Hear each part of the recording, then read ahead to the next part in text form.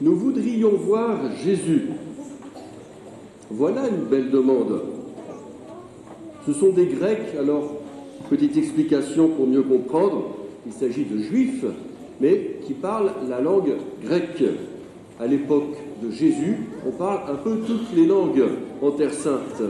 Bien sûr, on parle le grec qui a été la langue dominant tout le bassin méditerranéen les 200 ou 300 dernières années avant Jésus, mais on parle évidemment latin puisque les Romains ont tout envahi, et enfin, quand on habite là-bas et qu'on est juif, on parle hébreu, ou en tout cas araméen, qui est une sorte de patois hébraïque.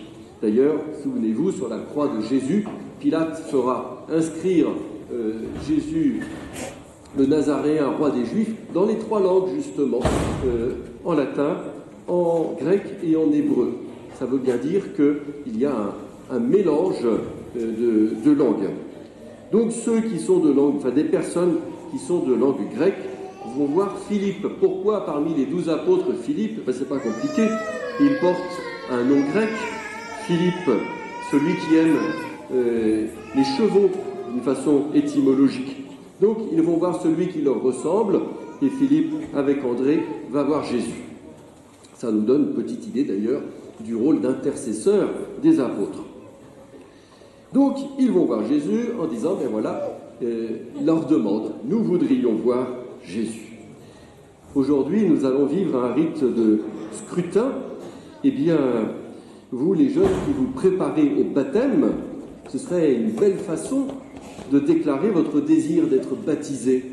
Non seulement je veux devenir l'ami de Jésus, comme on l'a dit au moment de l'entrée en catéchuménat l'année dernière, mais plus que ça, non seulement l'ami, mais j'aimerais bien le voir.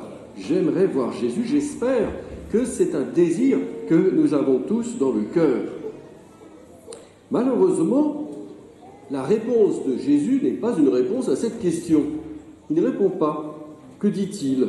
Eh bien, un certain nombre de paroles qui manifestement ont été rassemblées par saint Jean à cet endroit-là.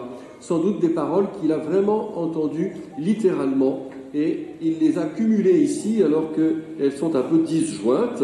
La première réponse, c'est « l'heure est venue ». Enfin, l'heure est venue. Souvenez-vous, à Cana, au début de l'évangile de saint Jean, Jésus dit à Marie, « Femme, mon heure n'est pas encore venue ». Donc la première réponse à la question « Nous voudrions voir Jésus », c'est « Mon heure est venue, la passion est toute proche ». Deuxième réponse, l'image du grain de blé. Si le grain de blé ne meurt pas, il reste seul, mais s'il meurt, il porte beaucoup de fruits. Une parabole. Troisième réponse, si quelqu'un veut me servir. Maintenant, la demande, c'est « Je voudrais voir Jésus ». Et la réponse, c'est « Si quelqu'un veut me servir, qu'il me suive ». Ah, alors là, les choses se cumulent. Petit 1, nous venons d'apprendre que la passion est toute proche. Et petit 2, nous venons d'apprendre qu'il va falloir suivre Jésus. Et petit 3, avec le grain de blé, eh bien, on a compris que Jésus va donner sa vie. Voilà. Et encore une dernière parole, c'est Jésus qui dit « Père, sauve-moi », vais-je dire « Père, sauve-moi de cette heure ». Ça nous rappelle un peu la prière de Jésus au jardin des Oliviers le jeudi saint au soir. S'il est possible, éloigne de moi cette coupe. Et puis Jésus se reprend, mais non pas ma volonté, mais la tienne. Donc il y a déjà cette tension très forte au cœur de Jésus. La passion est un moment terrible. Et Jésus, au seuil de sa passion, sait qu'il va souffrir, sait qu'il va mourir sur la croix, véritablement. Et donc la réponse de Dieu, je l'ai glorifié. Oui, c'est vrai, c'est sur la croix que Jésus va être glorifié, manifester l'amour de Dieu. Et d'ailleurs, tout au long de l'année, eh bien, la croix orne nos maisons, le signe de croix ouvre la prière et permet de la clôturer. Et tout à l'heure, sur les catéchumènes, je ferai un signe de la croix avec l'huile des catéchumènes. Voilà, donc plusieurs réponses cumulées qui s'éclairent mutuellement. on peut imaginer que Saint Jean a entendu ces paroles à différents moments, mais a réussi à les associer comme la réponse à cette question « Nous voudrions voir Jésus ». Alors, au seuil de la Passion, vous avez vu que les statues sont voilées, et entre autres, la grande croix qui est dans le cœur. Ben, c'est pas de chance, je voudrais voir Jésus, puis pouf, on vient justement de la voiler. Et c'est pour nous rappeler que on ne fait pas attention. Tout au long de l'année, on a tellement l'habitude de la voir qu'on ne fait plus très attention. Et pour la revoir, il faudra attendre le vendredi saint où nous aurons ce rite de vénération de la croix. Donc pour l'instant, à titre pénitentiel, eh bien, nous sommes privés de cette vue.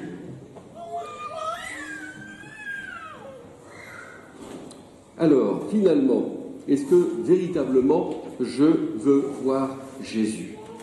Oui, je le vois. Déjà, je le vois dans la messe dominicale, dans le peuple rassemblé.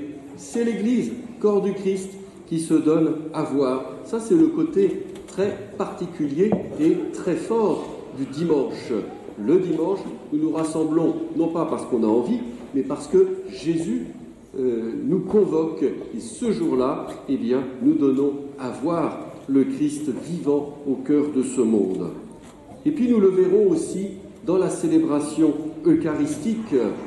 Après avoir entendu sa parole, eh bien, nous allons pouvoir l'adorer dans son corps et dans son sang.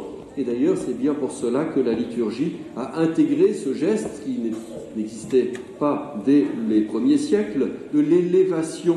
Le prêtre montre l'hostie qui vient d'être consacrée et montre le calice qui contient le sang du Christ pour le présenter à la vénération, à l'adoration des fidèles. Et quand je l'adore, eh bien, je me prépare déjà à savoir que je vais le recevoir en communion.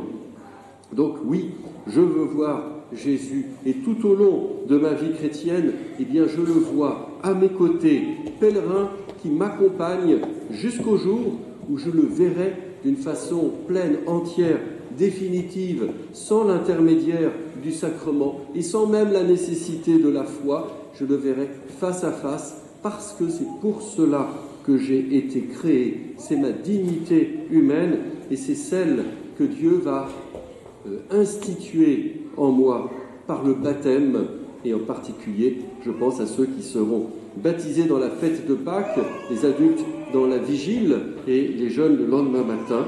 Eh bien, oui, le Seigneur nous redonne cette dignité de fils de Dieu, appelé à le contempler, à l'adorer. Amen.